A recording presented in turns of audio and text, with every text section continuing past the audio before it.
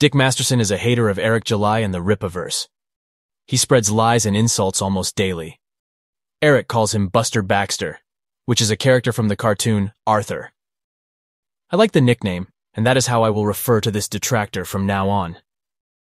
We will be taking a look at a day in the life of a Rippaverse hater, featuring Buster Baxter. All of his posts about the Rippaverse from August 8th is the focus for this video. At 8:52 a.m., Buster Baxter says, "The point of selling Culture War comics is to make money." He believes that Eric July is creating comics for the Culture War and not because of passion. If you ask Baxter for the evidence to back up this claim, he will deflect. All the haters do this, nothing new. At 9:21 a.m., Baxter says to Eric, "You're a bad writer and your comic sucks is the only truth people need to know. The only people buying it are Culture War simps." At 9:23 a.m., Baxter responds to Eric, saying the R-word is against terms of service. "I know how important it is to you that people follow Twitter's terms of service. You false-flagging sack of crap." This is what you call concern trolling. Baxter doesn't care. He's butthurt that Eric destroyed whatever perceived credibility he had with his arguments about the Rippaverse quarterly payroll numbers.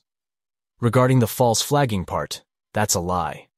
The people who got in trouble with X, formerly Twitter, deserved it because they blatantly and knowingly violated the platform rules and United States federal copyright law.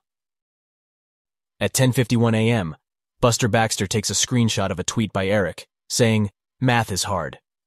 What he deceptively avoided was including the correction that Eric made in a reply below the main post. Looking at the comments, a fan of Baxter says, "Even without the math issue, the bigger problem is he's spending way more than he needs to and saying, well, it's only 20% of our profits. His sales will continue to decline while his costs will slowly rise. It's just a train wreck that anyone should see coming." Thank you for your expert business analysis, Thorn61616. I would love to see a breakdown of how you arrived to this conclusion. Baxter responded, "It's going to be hilarious. You can't sell comics at $35 a piece forever." At 12:06 p.m., he took a screenshot of a typo by Eric. "This guy is so petty, I swear. Pathetic. He is desperate for anything to attack Eric with." A follower of his made a meme about the typo and compared Baxter to Jesus telling the truth to people who reject his message, which is that Eric's writing sucks. Later on in the afternoon, Nina Infinity posted in support of Eric saying, "People constantly attack Eric July for having a dream." Nina made great points in the video. Fans of Baxter replied under her post. One of them commented, "Didn't you hold on to his book for nearly a year and didn't even read it? Sparking this whole situation with Buster Baxter that exposed Eric for being a terrible writer? Just admit that it's nothing more than merch for his YouTube followers. Oh wait, you need to stay relevant." Nina responded with, "Once again, people buy books, comics, video games, and not consume them immediately." What sparked the debate with Buster Baxter was the fact that he was talking so much cheese, and he had not read it. So, what was exposed was how disingenuous Buster was being. After I read the book, I enjoyed it very much. This is a reasonable and level-headed statement by Nina. I can't see how a mentally stable individual would think otherwise, unless they have preconceived notions and biases. At 8:44 p.m., Baxter returns and says, "Oh, duck you, Nina. I wasn't talking cheese at all. You said Vito was talking cheese because he was jealous. I said it was probably because ISOM sucks and is a culture war scam. You told me to read it, so I did, and what do you know? It sucks. Eric can't write, and you all know it." Yep, definitely an objective comment here. No bias whatsoever. Someone replied to Baxter's post, "Just because it makes you mad, I'm going to buy 3 copies of Eric's next 3 books." Baxter says he doesn't care.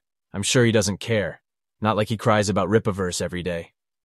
Nina clapped back with, "Vito was talking cheese because he was jealous and so were you. That's why I asked you if you read it because you seemed to be so passionate about how it sucked. You asked me the same question, and we both agreed we would read it and discuss it more accurately, which we did, on Flashcast. Also, duck you too, heartfelt." At 9:24 p.m., Baxter says, "No one is jealous of ISOM. Are all you duckers just seething with jealousy over Captain Marvel or Star Wars 9 or whatever movie you're rage-baiting about this week? No, they are just cheesy products made by cheesy people." A follower of his comments, "The jealous angle is a deflection and distraction." It's a way to not accept criticism of the comic. It's been nothing but petty insults and ad hominem attacks from the cult-like behavior coming from the ISOM camp. They're allowed to say other stuff sucks, but we can't at ISOM. Listen, there is nothing wrong with criticizing the comic. The problem is when criticism is used as a mask to cover up straight-up hate. You detractors are incapable of objectively reviewing a comic from someone who disagrees with your ideology. I recently found out that an actor who played one of my favorite television characters is a hardcore leftist loon. Does that mean I no longer enjoy the character he played? No, I still love the character because I am capable of separating fiction from nonfiction. You haters are incapable of separating your negative emotions for Eric July from his comic. This is why hardly anyone takes your so-called criticisms serious. You lost all credibility. Moving on. Another follower of Buster Baxter commented, "Nina seems really jealous of how much attention Eric is getting and desperately wants a piece. She is attempting to ride the coattails of his failure." I would love to be a multi-millionaire failure like Eric July. Nina responds, "Keep screaming like a social justice warrior woman on her period, Buster. That will make people listen to you more." Baxter, clearly people are listening. I single-handedly destroyed ISOM 2's customer retention. Sure thing, buddy. It's not like number 2s rarely ever make more than number 1. ISOM 2 made less than ISOM 1. Therefore, Ripaverse is failing. Makes sense. Absolutely. Nina and Baxter's interaction continued.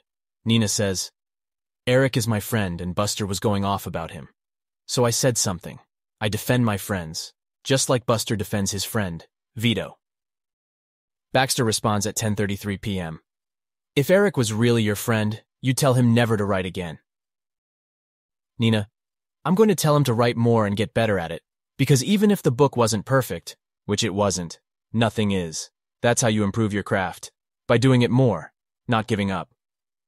Well said, Nina. I fully agree. Buster Baxter ended the night by reposting his friend Vito's spreading lies. I know it is a lie because the person who got suspended violated terms of service by spamming threatening images.